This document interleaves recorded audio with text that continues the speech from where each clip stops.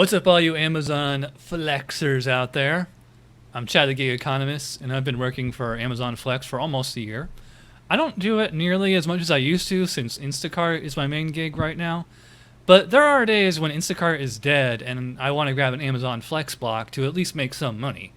The problem is trying to actually get a block is a major pain in the ass because of how the app works. So if you're watching this video, I assume you're already familiar with the extremely tedious method of repeatedly tapping refresh at the bottom of the screen over and over and over until a block finally shows up. And when a block finally does show up, and you tap it and then swipe the bottom to accept it, and if you're really lucky, you'll actually get the block, but 99 times out of 100, you'll see a red banner across the top that says, "Sorry, this block is no longer available." You get this error message because it means at that very moment, a bunch of other flexers in your area were doing the exact same thing on their phones. It's just a matter of whoever was lucky enough to swipe first. It's a race that literally comes down to milliseconds. This is an absurd, impractical, and just plain cruel way to dole out work to contractors. Frankly, I don't know how Amazon gets away with this. Thankfully, the free market has offered some solutions to this problem in the form of both software and hardware bots that will grab blocks for you automatically, or at least make the process a little easier. From what I understand, the software bots are rather difficult to find and they don't work very well. Even if you can find one, I wouldn't recommend using a software bot. The contractor's terms of service actually has a clause in it that prohibits the use of scripts and third-party applications from accessing the app. And from what I've heard, Amazon can tell if you're using a bot, which wouldn't surprise me at all. I mean, they are the world's biggest tech company after all. But the contractor terms of service doesn't say anything about using a hardware bot. So I looked for one online and found this, the Block Catcher Pro. It's available on eBay and on the manufacturer's website directly. It's rather expensive though, selling for well over $100 at both sites. But is it worth it? Let's find out. Alright, so there isn't much to show as far as an unboxing. This is all one piece. I mean, it looks like a bunch of cables here, but it's all one thing. Comes in what may or may not be an ESD bag.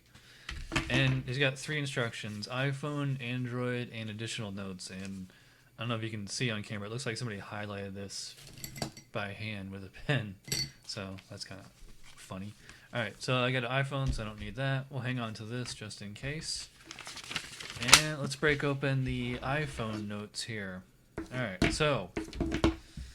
Oh, here's another thing that's kind of a pain. Because the clips have to be flat, flush on the screen, I had to take the case off my phone. So if you were driving or, something like that, it's going to be a pain. You just have to take your case off. Alright, so... Step 1, open Amazon Flex app, affix Block Catcher Pro clips on tap and swipe areas, and with copper contacts flat on touchscreen. Well, I think that's pretty much a given, right? Alright, so we got that. Step 2, plug phone charging cable into phone and Block Catcher Pro device. This is required for the device to function correctly. Alright. It's kind of weird how you have to plug your lightning cable into the block catcher and not the other way around, but whatever. Alright, so I got this short little cable here. I'm going to plug this in here. Alright, there we go. Alright, step 3. Turn phone off, then on. Alright.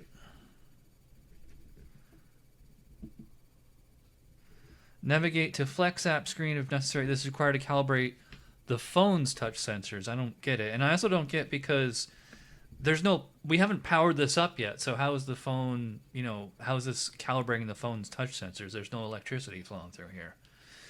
And then finally, step 4, plug Block Catcher Pro USB cord into a USB power source. So I'm just going to plug this in under my desk here. Whoa. And you can see this thing is flying all around. What happened? I thought we had this thing all calibrated. Alright, take this off. And turn the phone back off. Problem is, I gotta guess where the thing is. And here's also another annoying thing on the video on the website. You know, they're using like an iPhone 5 or 6, and the power button's up here. I'm using an iPhone 7, and the power button is right underneath where the tap clip is. So it's, you know, kind of a pain. Plus, I have passcode on my phone. All right, so I think if we get them perfectly parallel here.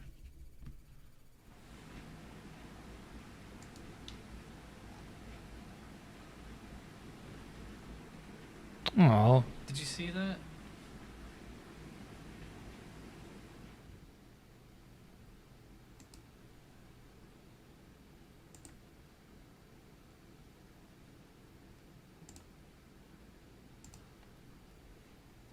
Look, did it get it?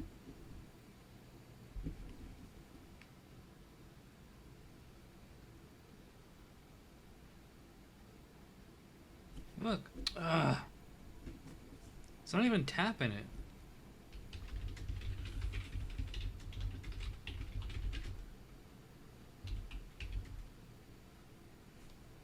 Look, it's not swiping. Go!